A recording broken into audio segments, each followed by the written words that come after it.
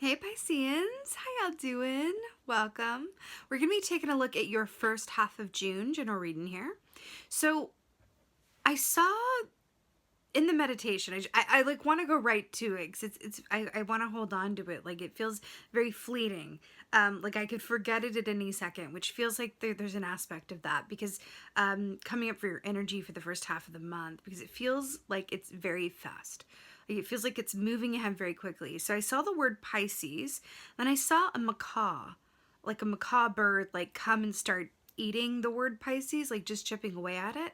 And then I saw it sort of wrap the word Pisces in a fishnet and by its beak fly this fishnet over to this island that was surrounded by like the ocean and then drop it there and then fly off to a newsroom. And it felt like a newsroom from like the 1940s where it was like, you know, the clacking of typewriters and the clacking of like high heels and the, you know, ding is like the typewriter goes back and forth and very 1940s. And it was like, hey, what's the headline? And you just very like of that, but very fast paced, right? Very high energy.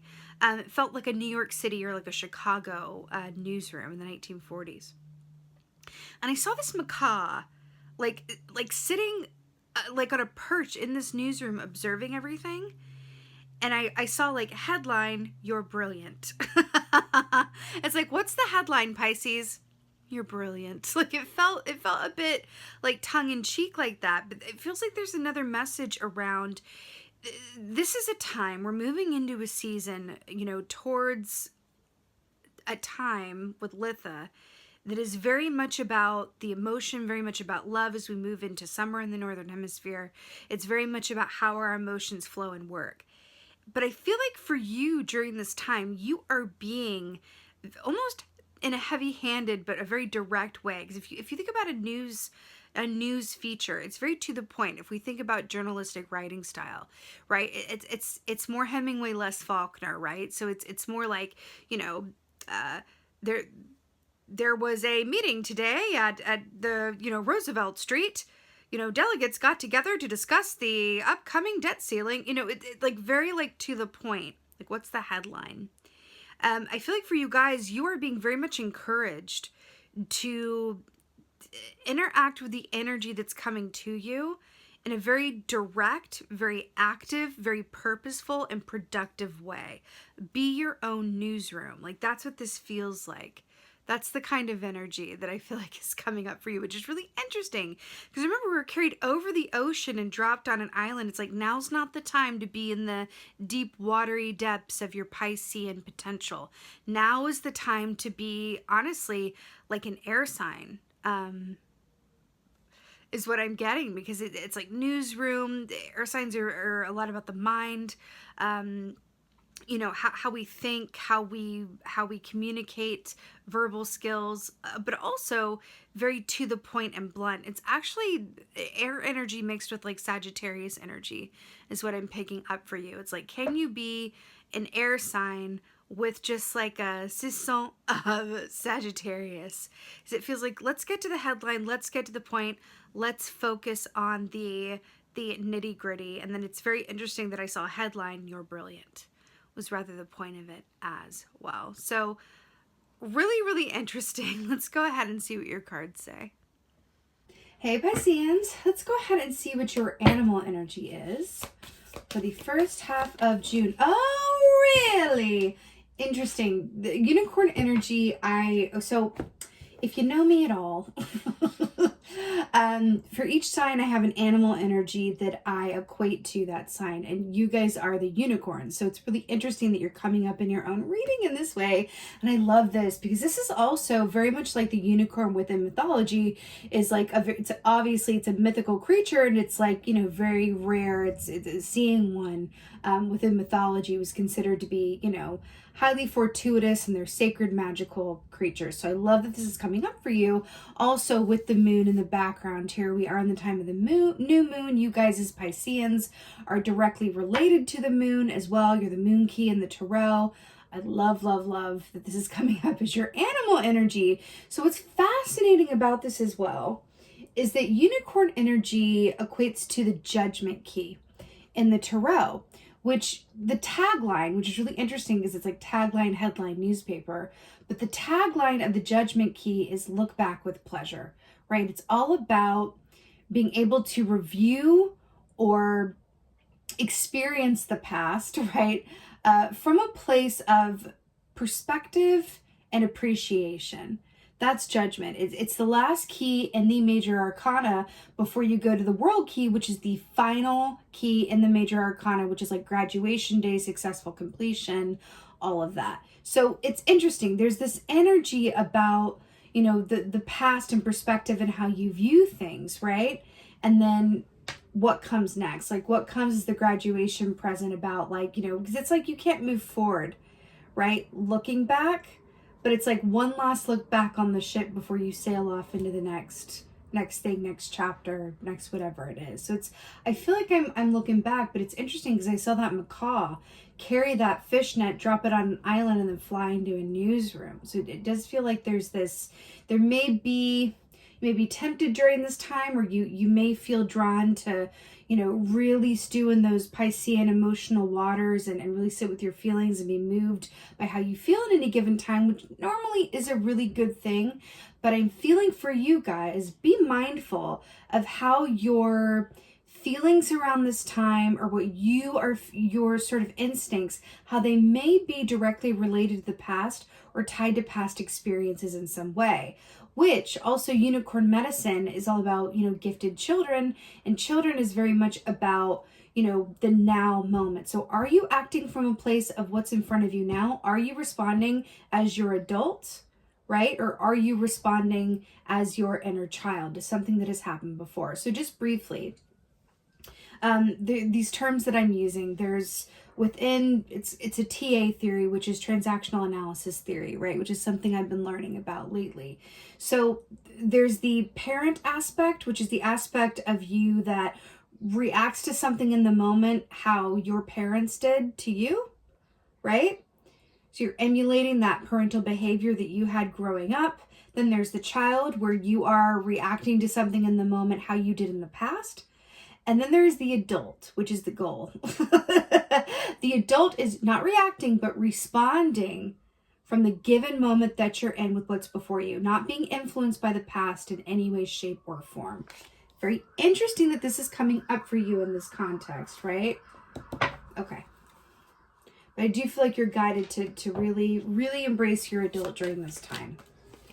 Okay, so we got the Tower. So this is becoming clearer and clearer.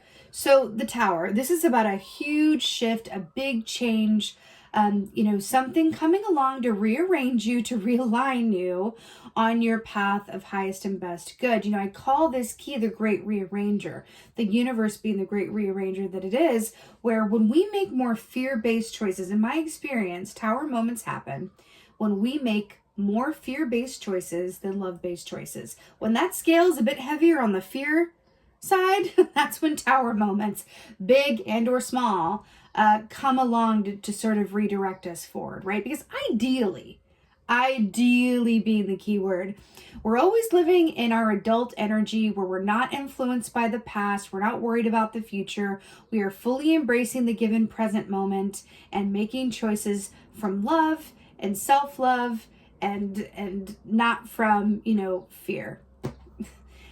That's always the goal, but we are humans. We are spiritual beings in human bodies, and so we are subject to all of these human feelings, and fear is one of them. So it's really interesting that this is coming in your past position, and then we have the unicorn looking back.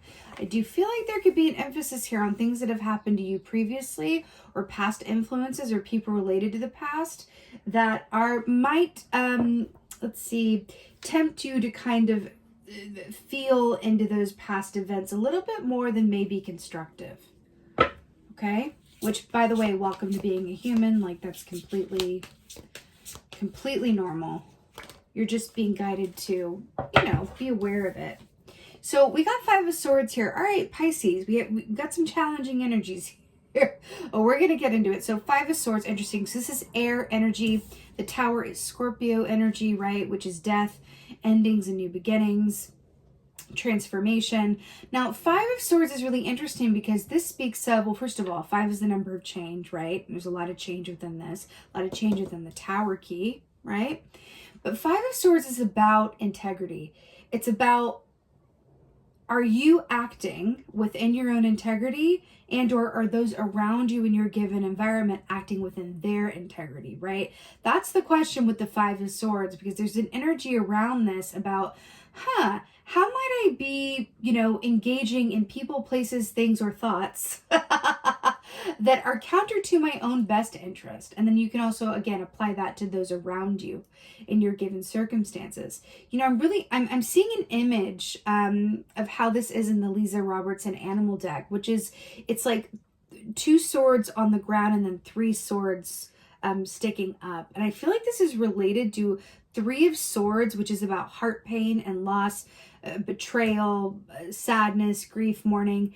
I feel like this is somehow related to something or someone that you've lost in the past, or an aspect of your life that maybe didn't turn out exactly as you thought it would.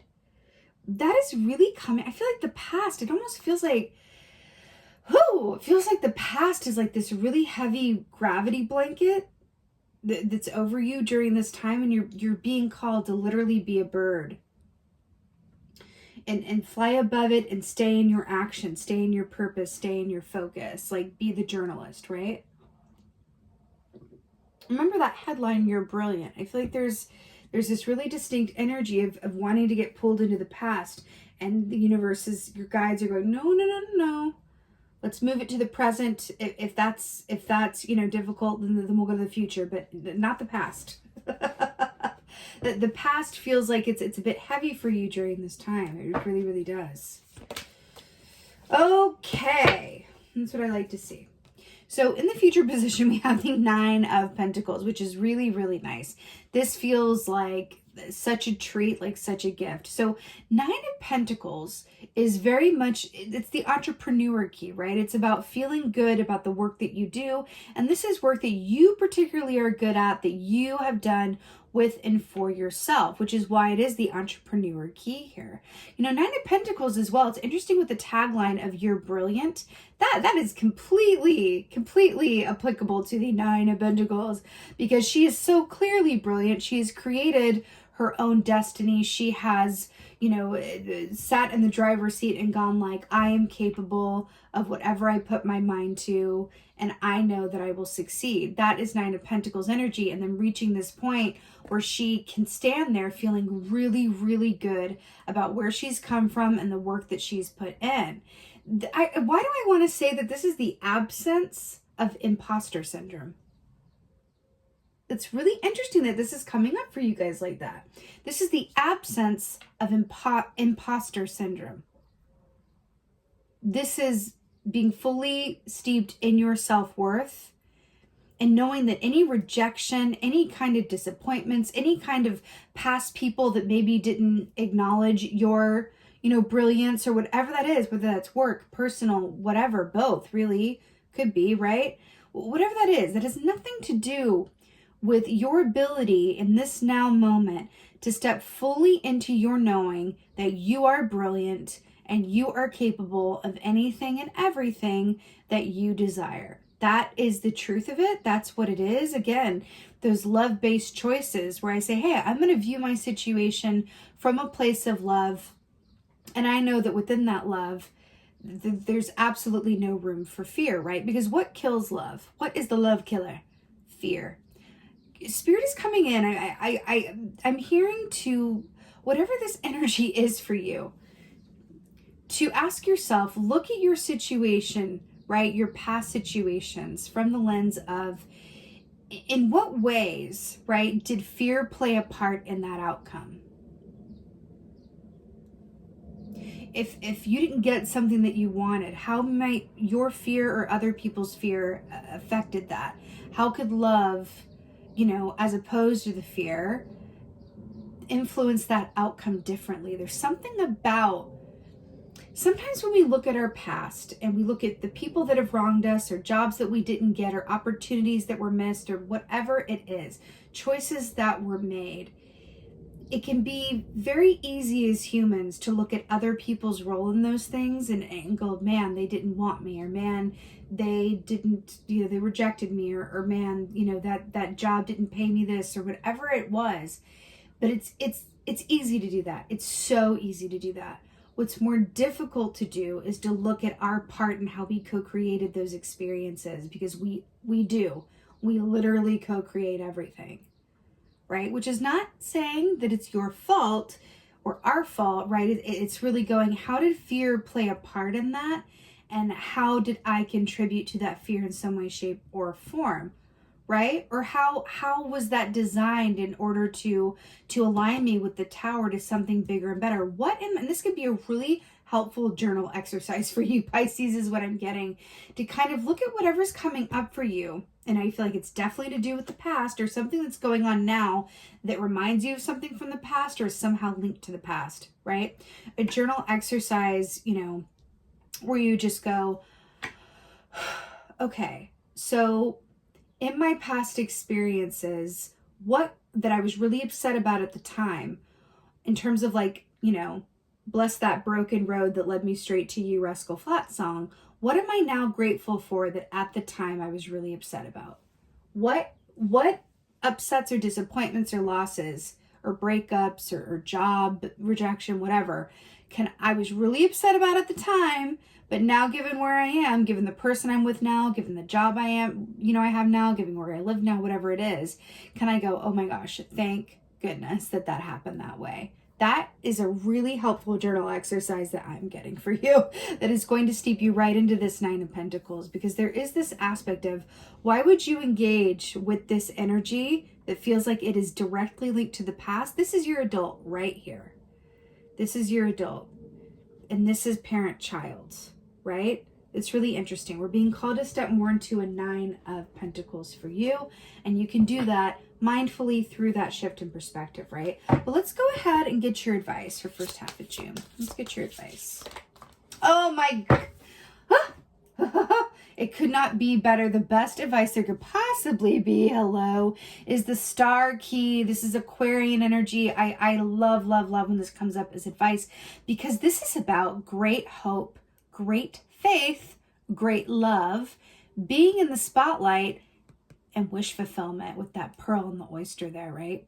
This is so brilliant. This is about keep the faith, keep the faith, and know that what is coming to you is directly related to what you desire. That's it. And what's really interesting about this is that we had the Judgment energy with the unicorn and then graduating to the World key, which is the final part of the cycle. I feel like that's what this is. I just got shivvies talking about that. So I feel like Spirit is going, yep, exactly. You are being asked to do a bit of review of this energy and work through whatever this is going on in your energy field, so that it doesn't block you from moving forward. That there's something about where you're about to manifest new things that feel really important and feel like this Nine of Pentacles. But if you still have an old perspective, if there are things in your past that could be still affecting you subconsciously, then it could alter, right, your experience of what's coming to you. So we need like a deep clean of that perspective of the past. And again, that journal about looking back with gratitude about the things that you were upset about not working out at the time that you're really happy about now. That is going to be so helpful for you and help you stay, you know, attached to a greater perspective, regardless of life's ups and downs, because that's a part of it. Right? That is a part of life, the ups and downs of it all.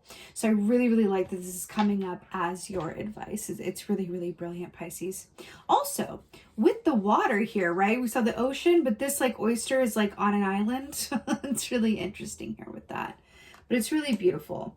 Keep the faith, stay in your knowing that what is coming is available to you on the other side of releasing anything from the past and being fully steeped in the present moment and your own potential and your own brilliance. Because I feel like there's been a knock to your confidence in some way, shape, or form.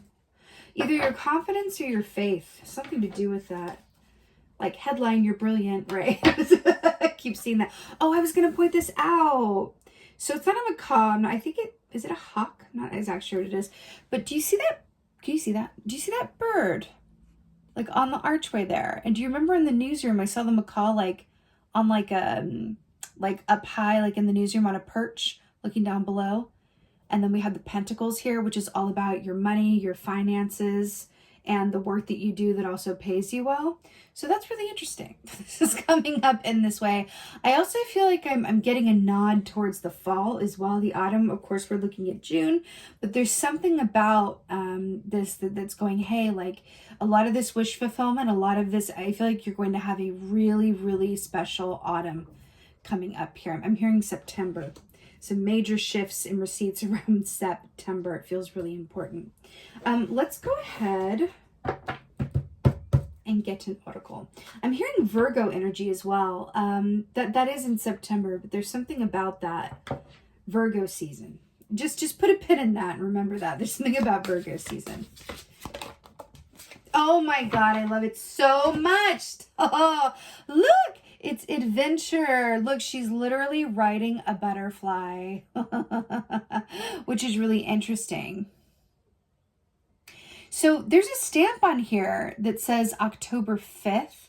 What's really interesting, we're looking at September, right? And then we're going into October with the adventure. I'm telling you, autumn, there's something about that time for you. So, oh, 9 of Pentacles, 9th month of the year, September. And then we have October with your oracle. This is fascinating. And then Tower is Scorpio energy, right? Which is October into November. Okay, that's just a lot of confirmation around that time frame for you. I'm so here for it. So adventure, this is so beautiful. Remember how we were talking about, being an air sign with a bit of Sagittarius? This is so perfectly encapsulated in this because she's riding a butterfly, which is air energy, but also butterfly. You have the moth here with the 5 of Swords as well. Butterfly equates to 3 of Swords, right? That energy where it's about the pain of transformation. We go from loss to mourning to, moving ahead with all the cycles that the butterfly and the moth go through. Right? So it's interesting with the air energy and then adventure. I mean, that's what Sagittarius is all about. They're known as the travelers of the zodiac. So it's really interesting here. Oh my God. Sagittarius season. It's like all unfolding in real time, y'all. Sagittarius season is November into December. So we have got here indicators around September, October, November. Wow. That is something else, Pisces. But this is really about knowing that everything in front of you, everything that's available to you, if you consider your given circumstances as an adventure, and this is directly related to the ups and downs that I was just talking about, how the ups and downs are a part of life. The butterfly is on the ground, but it will be in flight, right? And look at those reins she's trying to control. It's interesting. I'm also drawn to the corset here, which is, that sign of restriction as well. So I feel like there's something about this open oyster, freeing yourself from anything that's painful or keeping you from that healthy perspective and really at the heart of it, enjoying your experience, whether it's an up or a down moment. Okay. All right, Pisceans, I'm sending you so much love. I so hope that this helps and resonates. If so, please let me know in the comments below because I absolutely love reading your comments. Please like, share, and subscribe. I would so appreciate that. And with that being said, just thank you. Thank you so much for being here. And most of all, and as always, thank you for being you and be well. Until next time.